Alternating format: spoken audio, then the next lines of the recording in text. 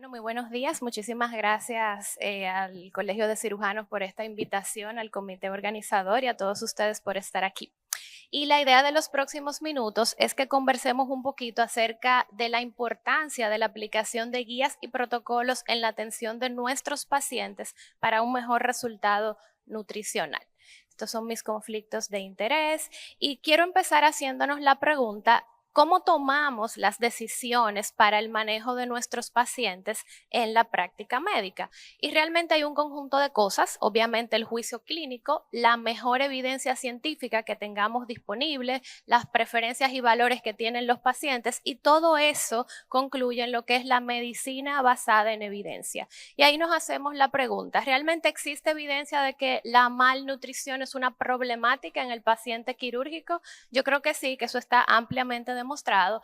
¿Existe evidencia de que la intervención nutricional puede mejorar la evolución de los pacientes y los desenlaces? Es lo que vamos a tratar de ver en los próximos minutos, y podemos brindar una atención basada en los protocolos y en las guías. Vayámonos al contexto nutricional. Sabemos que el paciente que ingresa a ser sometido a un procedimiento quirúrgico, a ser hospitalizado, tiene varios puntos en los que estamos en riesgo. Primero, puede estar desnutrido previamente al ingreso. La enfermedad misma puede llevarlo a un incremento de los requerimientos nutricionales. Durante el internamiento, generalmente hay una reducción en la ingesta. Y hay otro punto importante, y es que hay poca asesoría nutricional al momento de la alta hospitalaria. Esto nos lleva a que el paciente genere una deuda calórico-proteico importante e incremente su riesgo nutricional. Entonces, ¿qué pasa previo al ingreso? 40-60% de los pacientes llegan al hospital ya con diagnóstico de malnutrición o en riesgo de estarlo. Este estudio, realizado en varios países de Latinoamérica y publicado en el 2021, es una estrategia de la Sociedad Europea de Nutrición, donde un día en específico se hace evaluación nutricional de todos los pacientes que estén ingresados.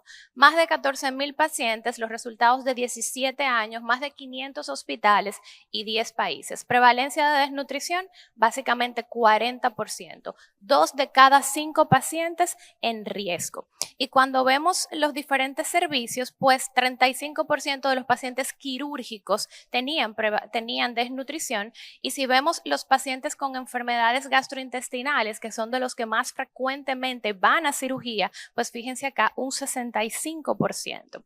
Entonces, 35-65% de los pacientes que van a ir a cirugía tienen algún grado de malnutrición. Es mayor en los pacientes con cirugías digestivas y oncológicos. Pero ¿por qué esto es importante? Porque la malnutrición es un predictor de peores resultados postquirúrgicos, incremento de morbimortalidad, readmisión y costo. Pero no podemos olvidar que ese paciente que va a cirugía muchas veces tiene múltiples enfermedades crónicas, una o varias, y esas mismas enfermedades crónicas también ya vienen con un riesgo de malnutrición importante. Pacientes con cáncer, pacientes renales, cardíacos, neurológicos, pacientes que han estado en la unidad de cuidado crítico y pacientes adultos mayores. Todos ellos cursan con una inflamación de base y con desgaste muscular. Y si a eso le sumamos, pues el trauma quirúrgico, entonces mucho más. ¿Qué pasa con los requerimientos nutricionales? Sabemos que ante una injuria hay unos cambios que se van a dar en el organismo. En este caso, en el trauma quirúrgico, pues vemos un incremento de esas hormonas contrarreguladoras, de las citoquinas proinflamatorias, y va a haber esa necesidad por parte del músculo y por parte del hígado de brindar energía por los mecanismos de glucogenólisis y gluconeogénesis. A la larga, ¿qué tengo para incrementar la glucosa en sangre? Lipólisis, degradación proteica por parte del músculo, resistencia a la insulina y una degradación proteica importante, que si es un paciente no complicado, pues esto va a ser autolimitado y no tenemos mayores complicaciones porque es una respuesta normal. El problema viene cuando tenemos muchos días de ayuno o cuando son pacientes complicados, como los que ustedes han estado viendo durante este congreso. Esto puede llevar a que haya un catabolismo incontrolable, resistencia a las señales anabólicas, va a haber una modificación en el uso de sustratos energéticos y a la larga voy a tener un cambio en la composición corporal, viéndose afectado fundamentalmente la masa muscular. ¿Qué pasa con la ingesta? Pues en ese mismo estudio que se realizó acá en Latinoamérica, fíjense que se le preguntó al paciente cuánto había comido el día de la evaluación y solamente el 40% de los pacientes habían consumido el total del plato. Pero se le preguntó cuánto había comido en la última semana. Solamente 46% de los pacientes habían comido la totalidad del plato, pacientes quirúrgicos. Luego se le preguntó cuánto de ellos habían perdido peso y el 50% respondió que sí, y se les preguntó cuántos podían caminar solos y solamente el 55% podía hacerlo, lo que quiere decirse que hay una disminución de la capacidad funcional, lo cual está muy acompañado de esa pérdida de masa muscular. En conclusión, más del 50% de los pacientes comía la mitad o menos de lo que se había servido en el plato. En este estudio se trató de analizar cuáles son esos factores modificables que incrementan el riesgo de malnutrición en el hospital. Disminución del apetito por parte del paciente, lo sabemos por la enfermedad misma, insatisfacción con la calidad de la comida, interrupción en los tiempos de comida, ayunos prolongados por procedimientos, por estudios. A veces se suspenden esos procedimientos y esos estudios y el paciente sigue aún en ayuno. Falta de seguimiento en la ingesta, casi nadie se preocupa. Usted comió todo su plato, comió la mitad y generalmente hay interconsultas tardías. Me gustó mucho que los doctores que expusieron previamente mencionaron la parte nutricional y equipos multidisciplinarios, por lo que yo realmente estoy segura que cirugía es una de las especialidades que más le da importancia a esta parte. Sin embargo, la conclusión de este estudio fue que la principal barrera para un adecuado manejo nutricional es el bajo nivel de prioridad clínica que le damos los profesionales de la salud. Sin olvidar que el paciente en etapa postquirúrgica también va a presentar muchos síntomas que van a incrementar la reducción de la ingesta: anorexia, náusea, vómito, constipación, pobre educación del proceso nutricional, sobre todo cuando es una cirugía digestiva. Y fíjense en este estudio, más de 2,000 pacientes quirúrgicos, del 100% que debía de tener el paciente en cuanto a calorías, la adecuación fue de un 45%, y del total de proteínas que debía recibir, la adecuación fue de un 43%. O sea que definitivamente estamos por debajo. Y hay que recordar que la disminución en la ingesta es el primer paso para la depleción nutricional. A partir de ahí van a venir cambios bioquímicos, físicos y funcionales que van a empeorar los resultados en nuestros pacientes. Entonces, ¿qué impacto tiene la desnutrición? Y me voy a 1936, cuando el doctor Studley publica este estudio indicando que la pérdida de peso era un factor quirúrgico de riesgo, es decir, resultados quirúrgicos negativos yo iba a obtener si yo tenía pacientes que habían perdido peso y que iban a ser sometidos a una cirugía de úlcera péptica. Ellos concluyen en que pérdidas de peso superiores al 20% incrementan el riesgo a 10 veces de mortalidad tras una cirugía de úlcera péptica, comparando con pacientes que tenían pérdidas de peso menores de un 20%. Lo lamentable es que seguimos en cifras altas a este momento, a 2024, y esto fue en 1936. A pesar de los avances tecnológicos que hemos tenido, seguimos con cifras sumamente altas. Complicaciones infecciosas, más dehiscencia de heridas, más días de ventilación, pérdida de masa muscular, fragilidad, disminución de la función, aumento de morbimortalidad, aumento de la estancia hospitalaria, aumento en las readmisiones. Podría decirse que es una de las causas más frecuentes por la que recibimos nuevamente a un paciente en el centro hospitalario, la desnutrición, y un impacto en el gasto económico sumamente importante. En los Estados Unidos se invierten más de 18 billones de dólares cada año por las consecuencias de la desnutrición y la pérdida de masa muscular. Fíjense acá este estudio, la comparación entre pacientes bien nutridos y malnutridos. A los 15 días, el 10% de los bien nutridos fueron ingresados versus el 17% de los malnutridos. Y la mortalidad a 3 años, 10% básicamente en los bien nutridos, 48% en los malnutridos. Y cuando vemos la supervivencia a 1 año, a 2 2 años y a 3 años, fíjense que es muy superior en los pacientes bien nutridos, 86% versus un 48%.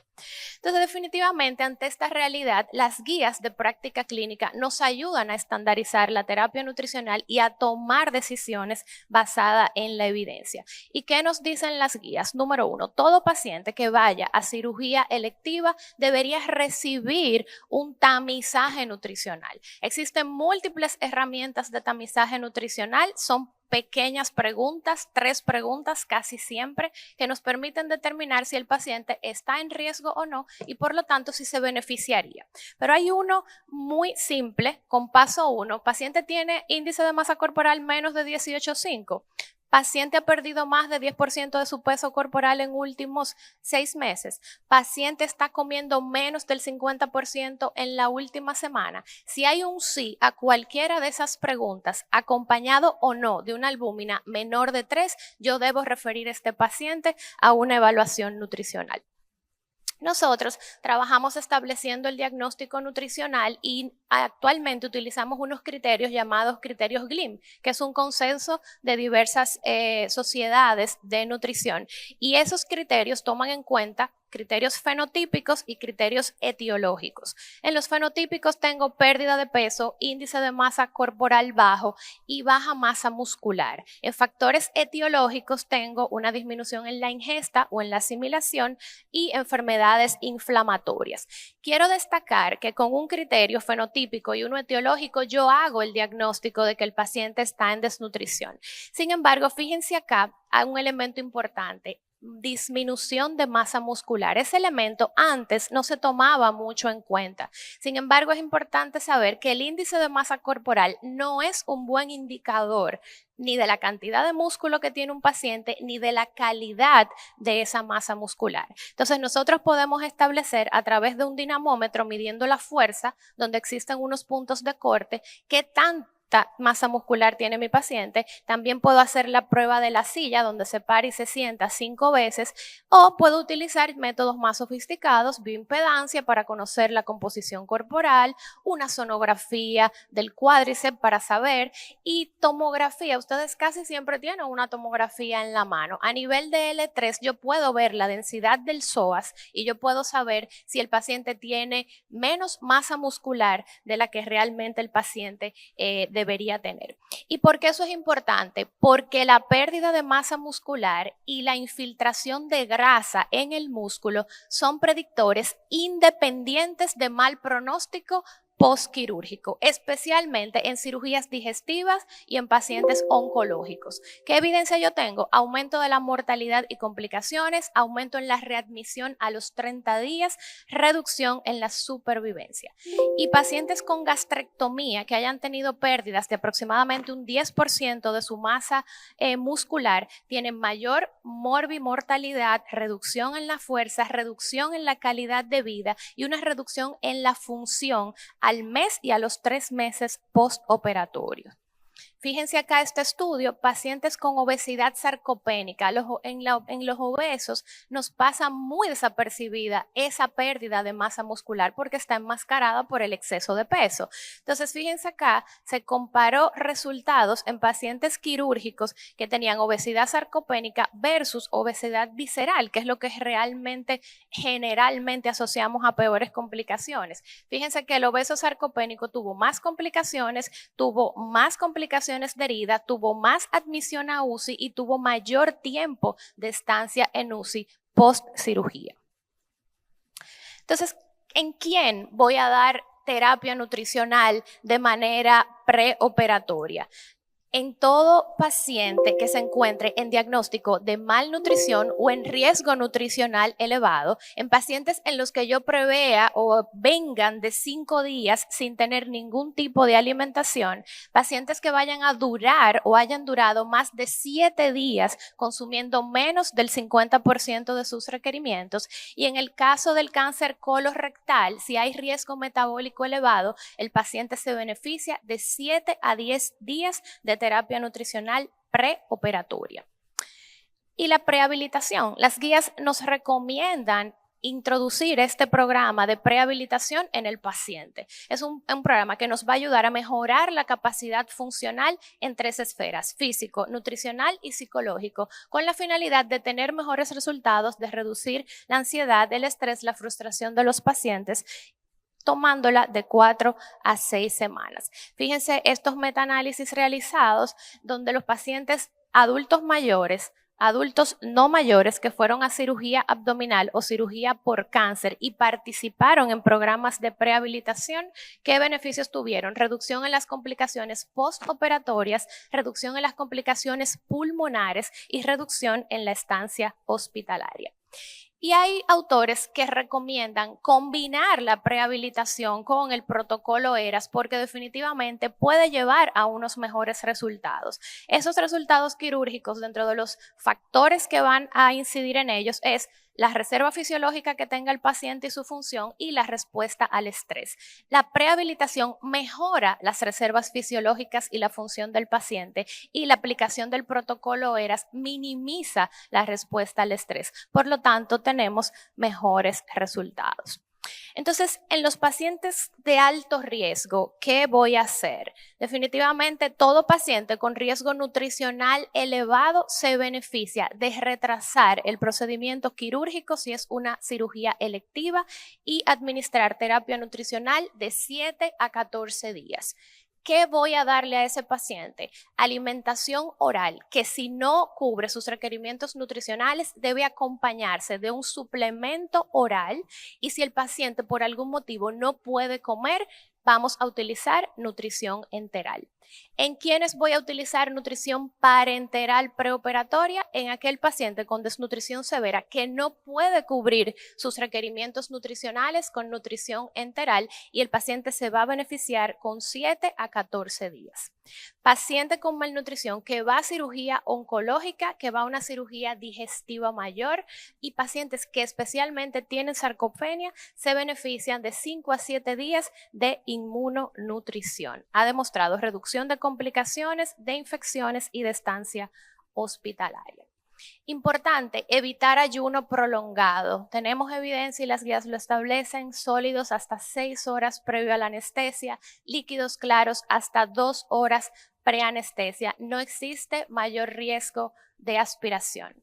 Una carga de hidratos de carbono, maltodextrina, 45 gramos la noche previa a la cirugía y 2 horas antes. Reduce la ansiedad, reduce el disconfort, reduce la resistencia a la insulina y reduce la estancia hospitalaria.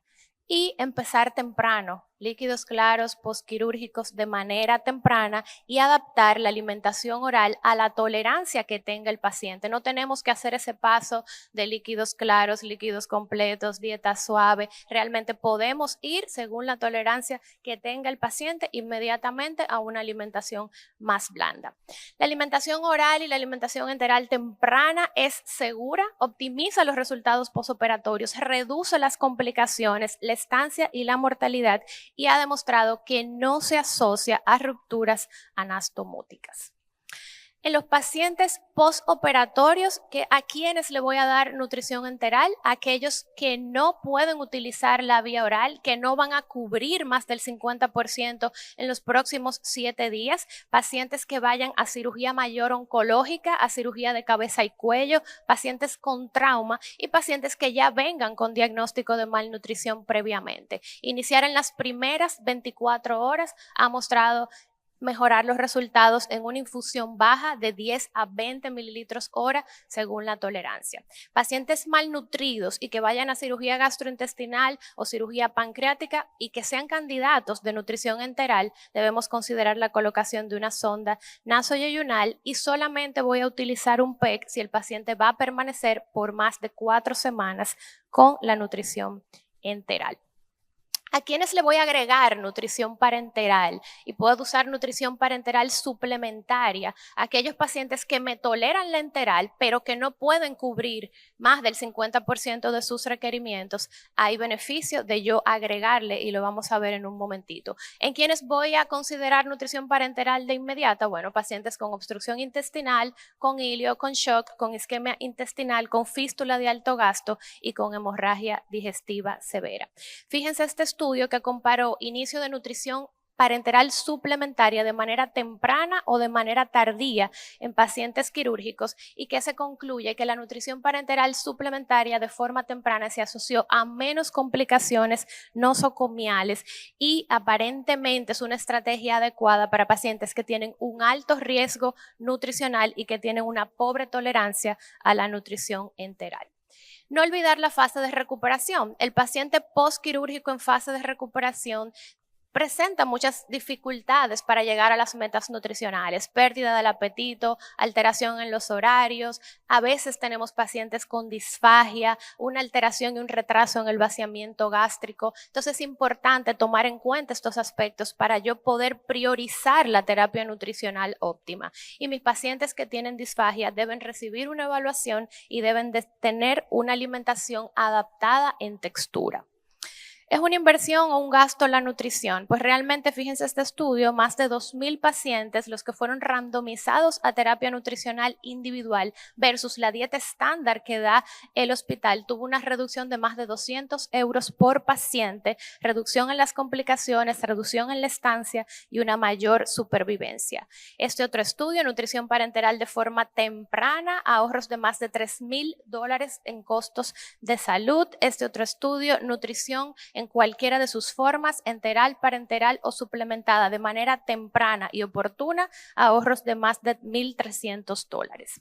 ¿Y qué pasa a la alta? Tenemos que recordar que el paciente ha tenido su trauma quirúrgico, inmovilización de varios días muchas veces, baja ingesta, inflamación y todo esto lleva a un incremento en la pérdida de la masa muscular y eso se traduce en pérdida en la función. Un paciente con menos capacidad de hacer sus actividades en el día a día posterior a la intervención. Se ha demostrado que suplementación oral más terapia física mejora los resultados, menos pérdida de peso, menos pérdida de masa muscular, menos fatiga, menos pérdida del apetito, un incremento en la síntesis proteica. Fíjense este estudio, pacientes hospitalizados que tenían diagnóstico de malnutrición, un 88% estaba recibiendo suplementos durante la estancia hospitalaria. Al momento de alta solamente se cumplía el 45% del requerimiento nutricional. Solo 47% de los pacientes recibieron una recomendación general al momento de alta y no fueron de nutrición y solo 6% fue a casa con un suplemento nutricional a sabiendas de que el paciente tenía diagnóstico de malnutrición en el ingreso. Entonces, tenemos cosas que pensar. Sabemos que 2 de cada 3 pacientes que van a cirugía digestiva tienen malnutrición al momento en que se va a realizar el procedimiento. Sabemos que eso multiplica por 3 las complicaciones, multiplica por 5 la mortalidad. A pesar de eso, solamente 1 de cada 5 hospitales en los Estados Unidos, que aplica más protocolos que nosotros, aplica protocolos de evaluación nutricional al ingreso. Sabemos que los cirujanos son de los especialistas que más creen en la nutrición. 3 de cada 4 cirujanos está totalmente consciente de que la nutrición va a mejorar los resultados. Tenemos evidencia que dice que por cada $1 que yo invierto en nutrición, yo me ahorro $52 en gasto de atención. Y a pesar de eso, solamente 1 de cada 5 pacientes recibe atención nutricional preoperatoria.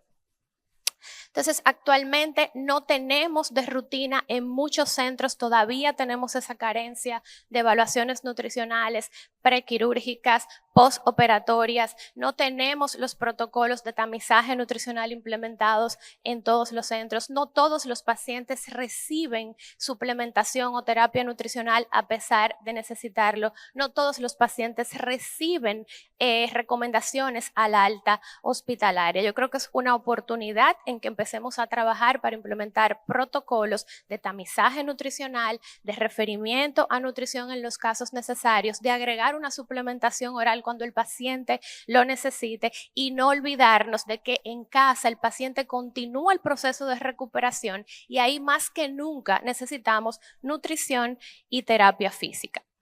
Paciente quirúrgico, alto riesgo nutricional como hemos visto por la injuria misma del trauma quirúrgico más todo lo que trae de casa que generalmente es promotor de inflamación. Podemos empezar a incluir protocolos de atención en nuestros pacientes porque vamos a reducir complicaciones, mortalidad, vamos a mejorar la funcionalidad y la calidad de vida de nuestros pacientes. Muchísimas gracias por su atención.